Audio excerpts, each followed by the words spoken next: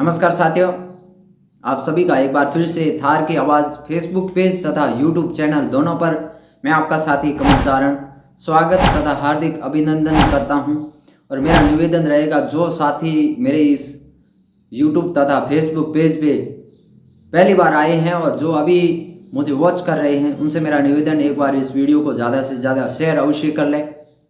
और साथ ही पेज पे आए हैं तो फॉलो कर लें और यूट्यूब चैनल पे आए हैं तो सब्सक्राइब जरूर करें। अब मैं इस वीडियो को लेकर के शुरुआत करता हूं। आज का वीडियो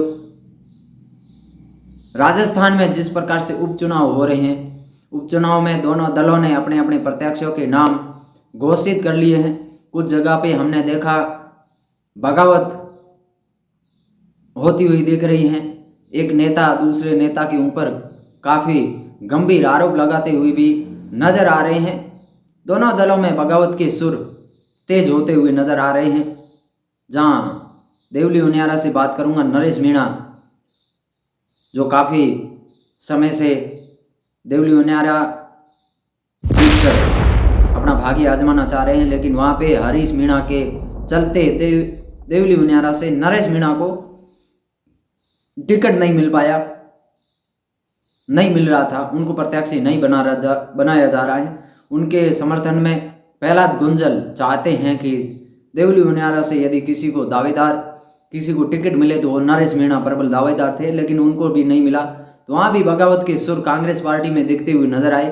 तो वहीं दूसरी तरफ भारतीय जनता पार्टी अपने डैमेज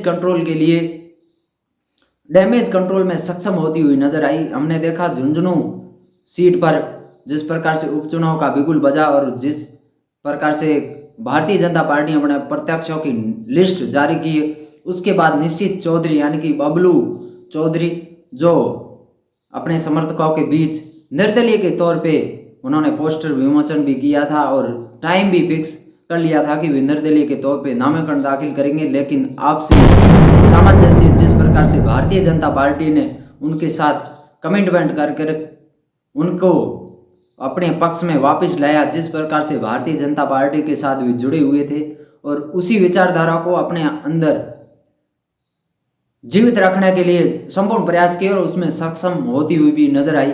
जहां भारतीय जनता पार्टी अपने डैमेज कंट्रोल में सक्षम होती हुई नजर आ रही है, तो दूसरी तरफ बात करूंगा मैं कांग्रेस पार्टी की।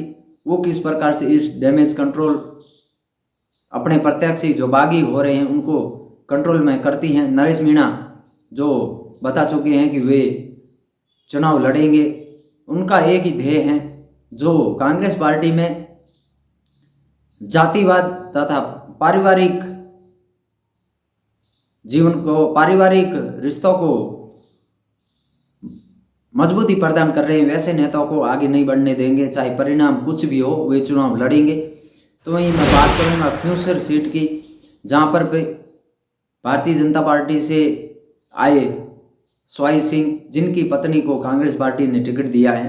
वैसे वहाँ पे कांग्रेस पार्टी के लिए जिस प्रकार से बाकी कांग्रेस के कार्यकर्ता प्रयास कर रहे थे, उनकी भावनाओं को ठेस पहुंचाई है। यहाँ खिंवसर में किस प्रकार से डैमेज कंट्रोल कर पाती हैं कांग्रेस पार्टी।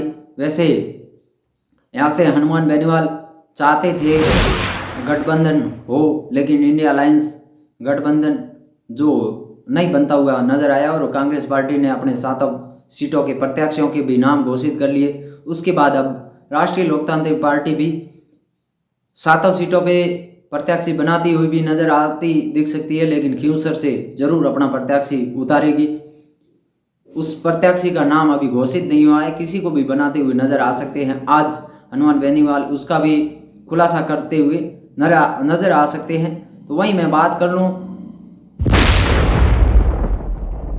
कांग्रेस और बीजेपी, जहां कांग्रेस पार्टी से ज़्यादा भारतीय जनता पार्टी जिस प्रकार से अपने डैमेज कंट्रोल में सक्षम हो रही है, क्या वैसा कांग्रेस पार्टी करती हुई नजर आती दिख सकती है? क्या नरेश मीणा जो प्रबल दावेदार थे, उनका टिकट कट हुआ है, उनकी जगह किसी दूसरे को टिकट दिया गया? किस प्रकार से नरेश मीणा को कंट्रोल में कर पाती हैं भारतीय जनता पार्टी? जिस प्रकार से निश्चित चौधरी यानी कि बबलू भैया को राजसमंद झुंझुनू सीट से चुनाव लड़ना चाह रहे थे, लेकिन उनको जिस प्रकार से अपने समर्थन में वापस लाए, वैसे ही कांग्रेस पार्टी भी नरेश मीणा को एक बार अपने समर्थन में लाती हुई दिख सकती है।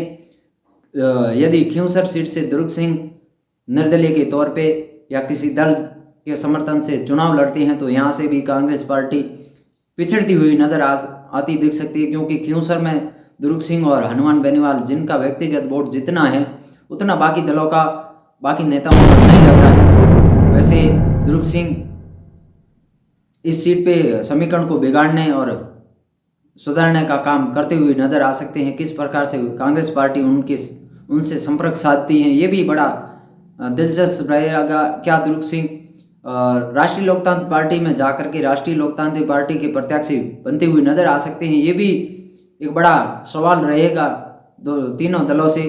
वैसे कांग्रेस और राष्ट्रीय लोकतांत्रिक पार्टी इन दोनों के लिए ये सवाल रहेंगे। वैसे कांग्रेस पार्टी ने तो दुर्ग सिंह को इग्नोर कर लिया है, उनको टिकट नहीं दिया। अब राष्ट्रीय लोकतांत्रिक पार्टी उनको प्रत्याशी बनाती है।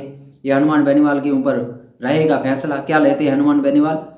लेकिन यहाँ डैमेज कंट्रोल में कांग्रेस पार्टी काफ़ी हद तक पिछड़ती हुई नजर आ रही है। वहीं झुंझुनू सीट पे राजेंद्र गुड़ा जो मुस्लिम वोटर्स को जिस प्रकार से अपने समर्थन में, उनके समर्थन में भी काफ़ी जगहों पे हमने देखा जहाँ ज़रूरत थी वहाँ राजेंद्र गुड़ा मुस्लिम कम्युनिटी के साथ कंधे से कंधा मिलाते हुए नजर आए थे और उनके वहाँ पे समीकरण भी अच्छे बनते हुए नजर आ रहे हैं। 24 तारीख को आज ही राजेंद्र गुड़ा अपना नामांकन दाखिल करते हुए भी नजर आएंगे। तो वहीं वहाँ पे ब्रजेंद्र ओला परिवार जो काफ़ी समय से दूसरी कम्युनिटी को आगे नहीं आने देता है, मुस्लिम कम्युनिटी से भी दावेदारी की गई थी लेकिन कांग्रेस पार्टी ने उनको इग्नोर किया है। तो मुस्लिम समुदाय इस बार राजेंद्र गुड़ा को अपना प्रत्याशी मान करके उनके समर्थन में भी वोट करती हुई नजर आते दिखेंगे। लेकिन कांग्रेस पार्टी के लिए कड़ी चुनौती भरा समय रहेगा। 7 सीटें जिसको जीतने के लिए 7 सीटों पर प्रत्याशी उतारे हैं, लेकिन डैमेज कंट्रोल तथा भारतीय जनता पार्टी के 10 महीने का जो कार्यकाल है उसकी बुराइयां गिना करके किस प्रकार से पेश आती है जनता के बीच, ये बड़ा दिलचस्प मुकाबला रहेगा। क्या लगता है आपको, कांग्रेस 7 सीटों में से कितनी सीटें जीतती हुई नजर आती दिखेगी और किन सीटों पे डैमेज कंट्रोल होता हुआ भी नजर आता दिखेगा? क्या इस 7 सीटों में से कांग्रेस के खाते में कोई सीट आती हुई दिखेगी? जिस प्रकार से उन्होंने प्रत्याशियों के नाम घोषित किए हैं जिससे काफ़ी सीटों पर विरोध प्रदर्शन तथा उन प्रत्याशियों को पहली पसंद नहीं माना जा रहा है। मैं था आपका साथी कमल चारण, आप देख रहे थे थार की आवाज़। जय हिंद, जय भारत।